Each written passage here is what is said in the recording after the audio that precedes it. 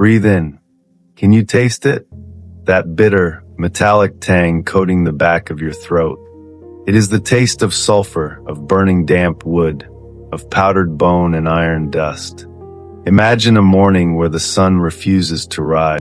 You step out into the narrow, winding alleys of London, or onto the frozen mud of a rural shire, and you look up. There is no blue sky. There is no pale morning light. There is only a thick, suffocating canopy of gray and black. It is the winter of 1418. The air is so dense with smoke that it burns the eyes. When the snow falls, it does not fall white. It falls gray. It falls black. Black snow. This is not a trick of the weather. This is the shadow of a kingdom consuming itself. You are standing in England during the height of what history will later neatly package as the 100 Years' War. It is a time we are taught to remember through the glittering prism of chivalry, of knights in shining armor, and of the glorious King Henry V, fresh from his immortalized triumph at Agincourt just 3 years prior. But history is written by the victors, and the victors do not write about the cold. To fund a myth, you must first hollow out reality. The sky above you is choked because every forge, every furnace, and every blacksmith hearth from York to Canterbury is burning day and night. They are not forging plowshares. They are forging arrowheads, swords, armor plating, and the iron bands of massive siege engines. The forests of England are being systematically felled, dragged to the fires, and transformed into weapons for a war happening on the other side of the English Channel. The nation has become a colossal, fire-breathing factory, belching soot into the heavens. And while the fires of industry rage, the hearths of the common folk have grown terrifyingly cold. What has become a luxury? Coal is hoarded for the war effort. You walk past timber-framed houses leaning over the streets, their thatch roofs weighed down by the polluted frost. Inside, families huddle together beneath coarse, lice-ridden wool, their breath hanging in the freezing air of their own homes. The king is draining the realm of its silver, its timber, its grain, and its men. Here lies a brutal truth of empire. To project blinding glory abroad, a nation must often plunge its own people into the dark. But the forges of war are not the only fires burning in 1418. As you navigate the icy, rutted streets of the capital, the smell of wood smoke shifts. It becomes sweeter, thicker, and deeply, sickeningly organic. It is the smell of roasting flesh. In the absence of literal light, the authorities of England, both the Crown and the Church, have decided to provide their own. They are lighting up the kingdom with the bodies of those who dare to think differently. These are the Lollard, followers of John Wycliffe, early reformers who dared to suggest that the Bible should be read in English, that the Church had grown too rich, and that the Pope was not infallible. To the Archbishop of Canterbury, and to the absent king who needs total domestic unity to fund his foreign conquests, this is not just heresy. It is treason. The burnings have become a spectacle. Imagine being part of the shivering crowd gathered at Smithfield. The executioners do not grant the mercy of a quick death. Men and women are chained to the stake. The faggots of greenwood are piled high, green so that they burn slower, prolonging the agony. The crackle of the flames is accompanied by the agonizing screams of the condemned, echoing off the stone walls of the city. The fire illuminates the hollow, starving faces of the onlookers. This is the light of 1418. It is not the warm glow of Providence. It is the blinding, terrifying glare of absolute authority. The state is sending a message, written in ash and bone: submit or be consumed. Let us anchor this nightmare in a verified historical reality.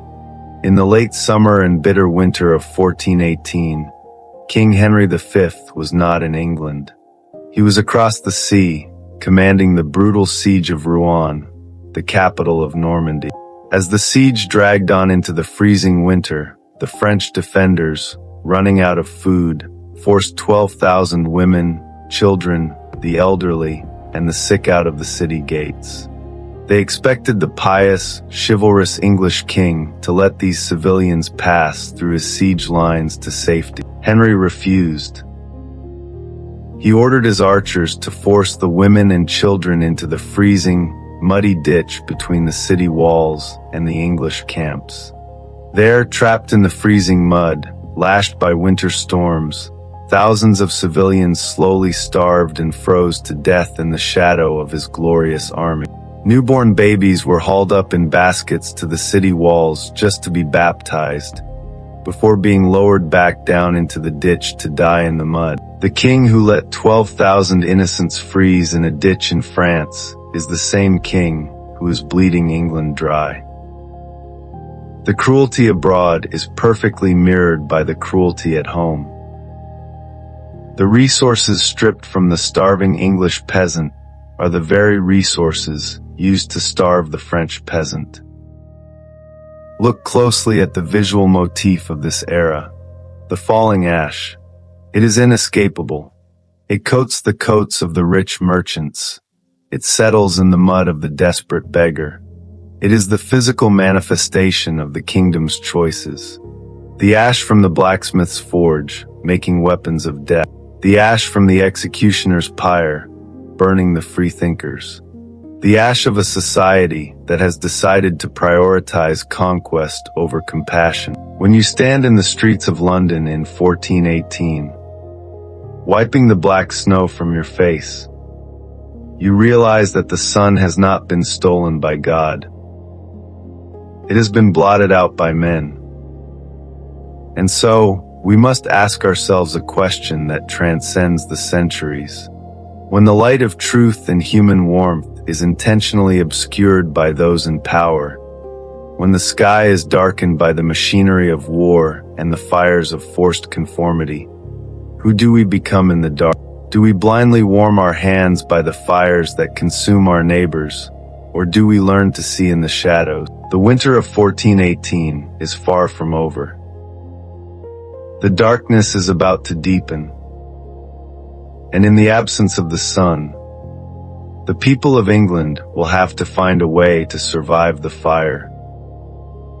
The cold of 1418 did not just freeze the water, it froze the very concept of time. When the sun is a mere rumor behind a ceiling of industrial soot, days bleed into nights, and the passing of weeks is measured only by the shrinking piles of firewood. The River Thames, the great artery of London, began to choke with ice. Ships bearing wool and grain ground to a halt against the frozen docks, their rigging brittle and white with frost. The lifeblood of trade stopped flowing, but the demands of the crown did not. Step away from the execution pyres of the city and walk into the vast, silent English countryside. Here, a different kind of war is being waged. It is not fought with broadswords or longbows, but with axes, hidden traps, and desperate, freezing hands. This is the war for warmth. England was a land of ancient, sprawling forests. The Weald, the Forest of Dean, the New Forest, they stood as massive oceans of timber, offering limitless fuel to a freezing population. Yet, for the common peasant shivering in a wattle and daub hut, these woods might as well have been on the moon. They were the king's woods. Protected by brutal forest laws, the timber was earmarked for the navy, for the siege engines, and for the massive smelting operations required to conquer France. To cut a tree in the royal forest was to steal directly from King Henry himself. The visual motif of this frozen year is the locked forest. Imagine a mother, her children's lips turning blue from the creeping frost, staring out through a crack in her wooden shutters. Just a mile away stands a forest thick with fallen branches, deadwood, and life-saving fuel. But she knows that the forest wardens patrol those woods. To gather even a bundle of fallen sticks without a permit could mean severe fines, imprisonment, or the loss of a hand. The warmth is right there, visible, tangible, but guarded by the invisible, deadly shield of the law. This was the cruel paradox of 1418. The kingdom was on fire, yet the people were freezing to death. In the great halls of the nobility, the winter was merely an inconvenience. Massive stone hearths roared with coal and aged oak. Tapestries from Flanders kept the drafts at bay, and spiced wine flowed freely to warm the blood. The elite debated the logistics of the war in France, insulated entirely from the dark reality outside their stone wall. They lived in a different century, a different reality, than the serfs who were forced to share their living quarters with their livestock just to harvest the body heat of pigs and sheep. But humans, when pushed to the absolute edge of survival, do not simply lie down and freeze. They adapt, and they rebel. With the execution of Sir John Oldcastle in December 1417, the most prominent leader of the Lollard movement had been hung in chains and burned over a slow fire. His death was supposed to extinguish the reformist movement, plunging them into total despair as 1418 began. Instead, it drove the fires of dissent underground. Forced into the literal and metaphorical dark, the common people began to organize in the shadow, unable to gather in churches without raising suspicion, and unable to meet in the open due to the bitter cold and watchful eyes of informants. The Lollards and the desperate peasantry found new ways to connect. They met in the dead of night, in hidden cellars, or deep within the very forests they were forbidden to enter. They huddled around tiny, shielded embers, sharing scraps of food, reading smuggled English translations of the Gospels by the dimmest of lights, and speaking of a world where God's warmth was not hoarded by bishops and kings. This was the quiet, dangerous hum of a society fracturing. When the authorities control both the physical light and the spiritual light, the act of keeping a secret flame alive becomes the ultimate defiance. They were no longer just sharing warmth, they were sharing sedition. The consequences of this underground existence were profound. Paranoia seeped into the foundation of every village. Who was a friend, and who was an informant looking to collect a bounty from the local magistrate. The darkness made monsters of neighbors. A man carrying a suspiciously large bundle of wood might be reported not for heresy, but out of pure, starving envy. The crown relied on this division. A people turning on each other for a handful of coal is a people too fractured to march on the castles of their lord. Yet, amidst the suspicion, there were incredible acts of silent solidarity. A village baker secretly leaving the oven door ajar, so the poorest could sleep near the radiating stone. A blacksmith slipping a handful of stolen charcoal into the pocket of an orphan. In a world completely stripped of its natural light, the people had to become the light for one another. They learned that compassion, like a spark, can be passed from hand to hand, even in a blizzard. And this forces a mirror upon our own time. When the structures we rely on, our governments, our institutions, our economies, demand that we sacrifice our own warmth for the sake of their endless expansion, how far will we go to comply? When survival itself is criminalized by an unjust law, does obedience protect the kingdom, or does it merely protect the king? The winter of 1418 teaches us that the most impenetrable darkness is not caused by the absence of the sun. It is caused by the hoarding of the light. As the ice began to crack slightly with the incredibly slow approach of an ash-stained spring, the survivors of that sunless winter emerged changed.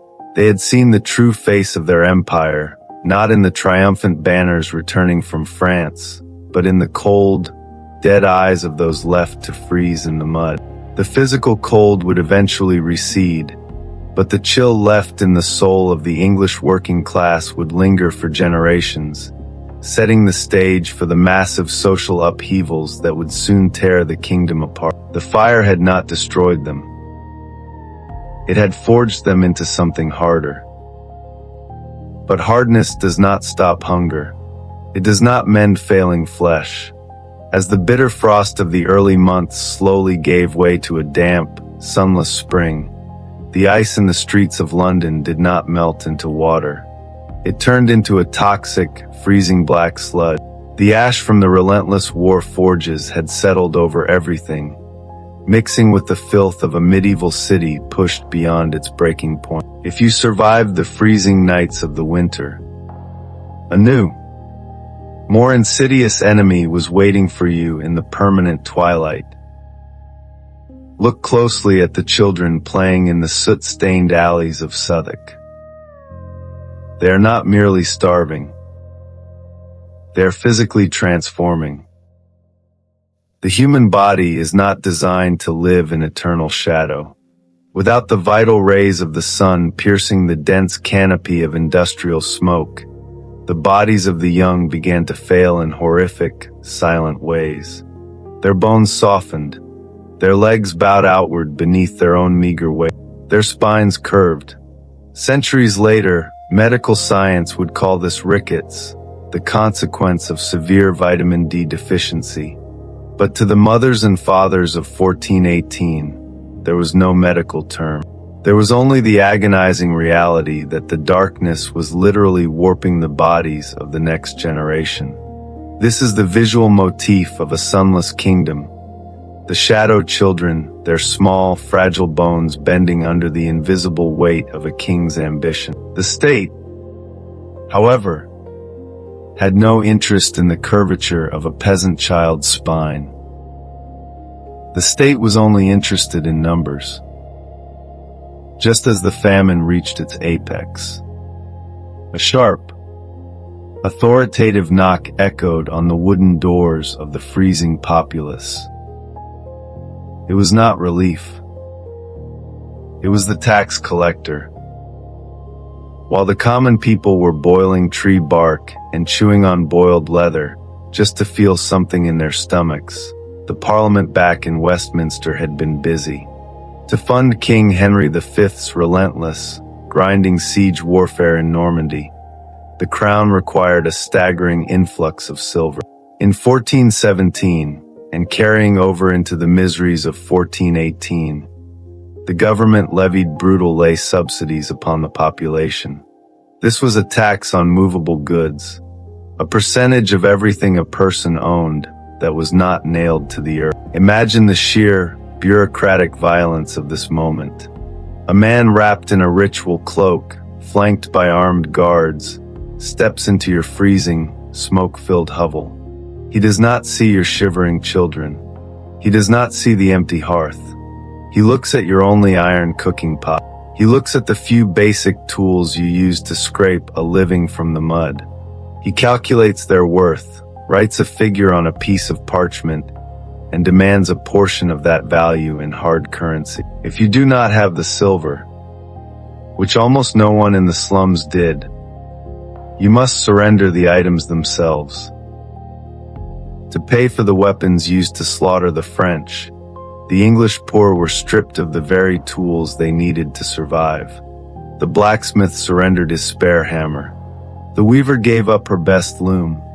The widow handed over the brass pot she used to boil what little pottage she could find. This was not a war fought solely by knights on foreign soil. It was a war waged by the administration against its own most vulnerable citizens. When the agents of the crown walked away, their wagons heavy with confiscated pots, tools, and woven blankets, they left behind a silence more profound than the winter winds. It was the silence of utter destitution. The conflict here was not a clash of swords. It was the quiet, crushing violence of the ledger. The crown had effectively criminalized poverty. If you could not afford to fund the king's glory, You were penalized by having your remaining means of survival taken away. The immediate consequence was a surge in mortality that had nothing to do with the cold or the Lollard pyres. It was death by administrative decree. People simply stopped eating. They stopped trying. They laid down in the black mud and let the darkness take them. For those who remained, a profound psychological shift was taking place. The king, anointed by God, was supposed to be the shepherd of his people. Yet, the shepherd was bleeding his flock dry to purchase blood-stained fields across the sea. The divine illusion of the monarchy began to fracture in the minds of the starving. When the state strips you of everything, it also accidentally strips away your fear of it. A man who has nothing left to lose is no longer a compliant subject. He is awaiting spark. And this forces a deeply uncomfortable mirror upon the structures of power that still govern our world today. When an empire begins to collapse under the weight of its own endless expansion, it never asks its leaders to sacrifice their comfort. It extracts the final drops of life from those who are already bleeding. We must ask ourselves, when the machinery of the state demands our absolute participation in its wars, its economies, and its grand narratives, does it see us as flesh, blood, and spirit? Or does it merely see us as a resource, as fuel waiting to be shoveled into the furnace of history? In 1418, the answer was written in the ledgers of the tax collectors and the bent bones of the children. The people of England were not citizens to be protected. They were kindling. And as the year dragged on, the friction between the heavy boot of the crown and the desperate, starving populace would inevitably create a new kind of heat. The shadows were growing restless. The silence was about to break. The silence of a starving city is not empty. It is heavy. It stretches like a taut bowstring, waiting for a single, sharp motion to snap. That motion did not come from a grand rebellion or a nobleman's treason. It came from the sea. As the grueling months of 1418 bled into a suffocating, ash-choked autumn, a different kind of shadow began to creep into the ports of southern England. Ships bearing the royal crest returned from the coast of France. But they were not carrying captured French silver. They were not carrying the glorious spoils of the Normandy campaign. They were carrying the refuse of King Henry's ambition. Watch as the gangplanks are lowered into the freezing mud of Southampton and the docks of London. Out stumble the ghosts of the campaign and the broken remnants of the ongoing sieges. These are the English archers, the men-at-arms, the boys who had been promised eternal glory and unimaginable wealth. Instead, they returned with missing limbs, festering wounds, and minds shattered by the mechanized slaughter of early artillery warfare. They are shivering in ragged tunics, coughing up blood and the damp chill of foreign trenches. The smell of gangrene and untreated infections now mixes with the ever-present sulfur and wood ash of the city. This is the striking visual motif of the empire's true cost. The crippled veteran, leaning on a makeshift crutch carved from a shattered lance, his hollow eyes staring into the black snow of his homeland. He had survived the arrows and cannons of the French, only to realize he had been shipped back to a kingdom that had no food, no warmth, and no use for him anymore. The collision between these returning phantoms and the starving civilian population was catastrophic. In 1418, the mayor of London was a man named William Sevenoaks, a former foundling who had risen from nothing to the highest civic office. Sevenoaks now presided over a capital that resembled an open-air crypt. The historical reality of late 1418 was one of overwhelming urban crisis. The municipal government, under immense pressure from the crown to maintain order and keep the war economy functioning, had to deal with this sudden influx of the destitute and the dying.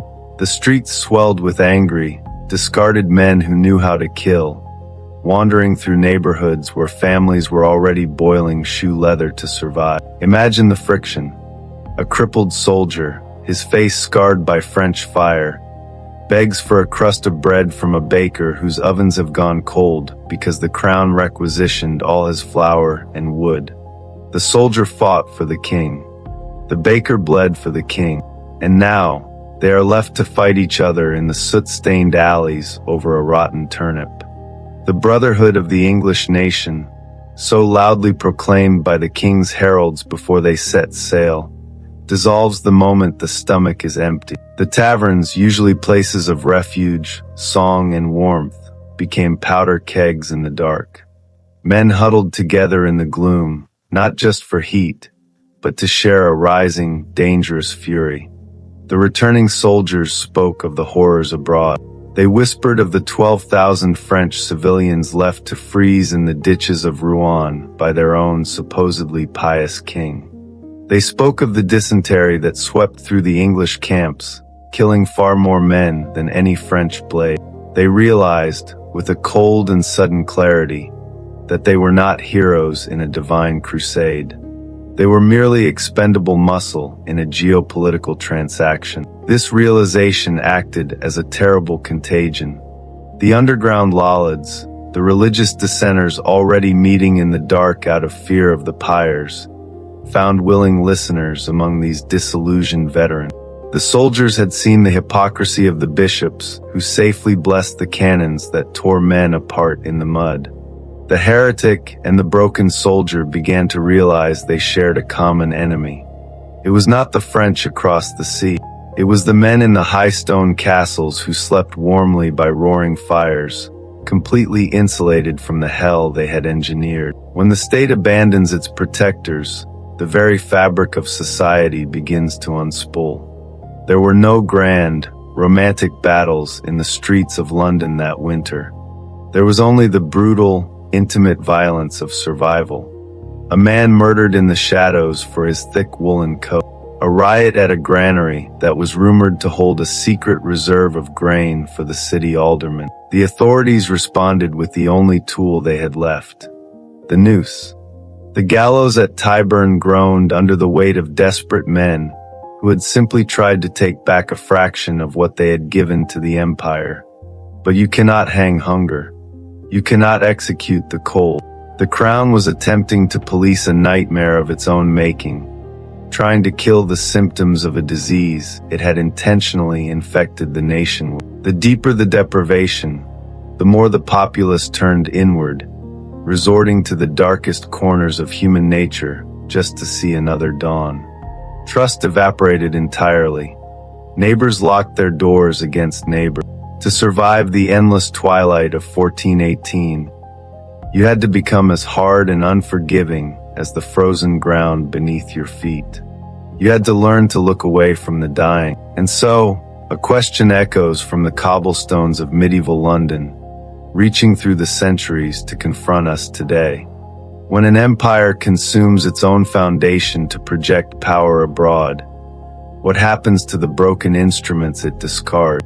Do we truly honor the sacrifices demanded by the state, or do we simply sweep the ruined bodies into the shadows so the myth of our own glory can remain untarnished? The kingdom was surviving, yes, but at the cost of its own soul.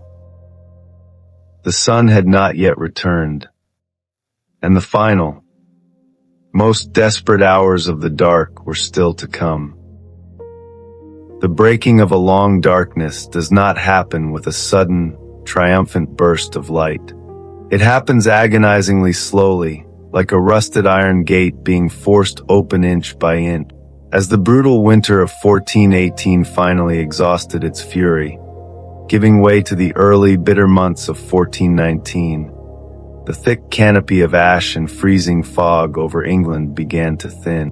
But the people who looked up at that bruised, gray sky were no longer the same people who had seen the sun disappear a year prior. The frost had not just bitten into their flesh.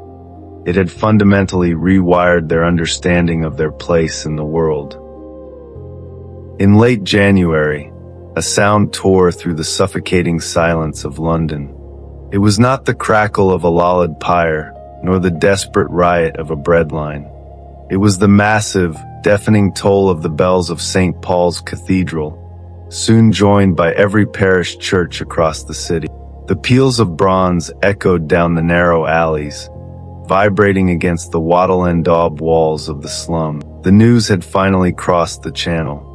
On January the 19th, 1419, the great French city of Rouen had surrendered. King Henry V had starved the capital of Normandy into submission. The 12,000 abandoned French civilians who had frozen in the ditches were now just a footnote to a glorious English victory. The crown immediately mandated celebration. The mayor and the aldermen decreed that bonfires of triumph were to be lit in the streets, and that the people should give thanks to God and the king for this unparalleled military success. This is the visual motif that defines the end of this dark era. Picture the mandated bonfires flickering in the soot-stained streets of Cheapside and Southwark. But look at what is burning. The people had no surplus wood. They had no coal. To obey the king's decree and show their mandatory joy, the destitute were forced to drag out the last remnants of their broken lives. A shattered loom, a wooden bench that had served as a bed, the very tools they needed to rebuild. They threw their meager livelihoods into the flames to celebrate a victory that had absolutely nothing to do with them. And look at the faces illuminated by these fires. They are not cheering. They are standing in absolute, haunted silence. The hollow-cheeked mothers, the crippled veterans leaning on their makeshift crutches, the shadow children with their bent spine. They stare into the flames, their expressions hardened into something resembling stone. The bells ring out above them, a metallic hymn of empire, but on the ground, there is only the quiet, furious dignity of those who have survived hell and realize that their survival is entirely their own doing. This cognitive dissonance between the state's manufactured glory and the brutal reality of the street is where the true legacy of 1418 was forged. The king had won his foreign prize, but in doing so, he had irreversibly severed the sacred bond between the monarch and the commoner. The illusion of the benevolent sovereign, the protector of the realm, had been burned away just as thoroughly as the heretics at the stake. The people of England had learned a terrifying, liberating truth. When the sun disappears, when the state strips you of your resources, criminalizes your poverty, and demands your unquestioning sacrifice, no rescue is coming from the high castle. The knights in shining armor will not ride down to deliver firewood. The bishops will not share their grain. You only survive by the grace of the neighbor whose shivering hand you hold in the dark. The underground networks formed in the dead of winter, the secret sharing of a smuggled coal, the whispered dissent in the taverns among broken soldiers and reformist thinkers. These did not vanish when the spring finally arrived. They calcified into a deep, generational distrust of absolute authority. The seeds of future rebellions, of the eventual tearing down of the medieval order, were planted not in the sunlight of prosperity, but in the freezing black mud of 1418. The trauma of that sunless year became a permanent scar on the psyche of the working class. They learned that the machinery of war is a beast that feeds first on its own people. They learned to hide their wealth, to speak in codes, to mask their true beliefs, and to never, ever trust the dazzling promises of a king preparing for conquest. They had become a nation of survivors, hardened by the cold, awake to the hypocrisy of their rulers, and fiercely protective of the small, defiant fires of human empathy they had kept alive when the whole world tried to extinguish them. As the smoke finally began to clear from the skies above London, revealing a pale, weak sun, the light fell upon a kingdom that was forever changed. The empire was victorious, but the people were awake. And so we must look into the ashes of history and ask ourselves a question that cuts straight to the heart of our modern existence. When the architects of our suffering demand that we celebrate their grand, destructive triumphs, do we owe them our joy and our obedience? Or do we reserve our true loyalty, our deepest devotion, for the fellow survivors standing beside us in the dark? The winter of 1418 is over. The fires of the blacksmiths and the executioners have briefly dimmed. But the fire inside the people of England, the fire of quiet, unstoppable defiance, has only just been lit.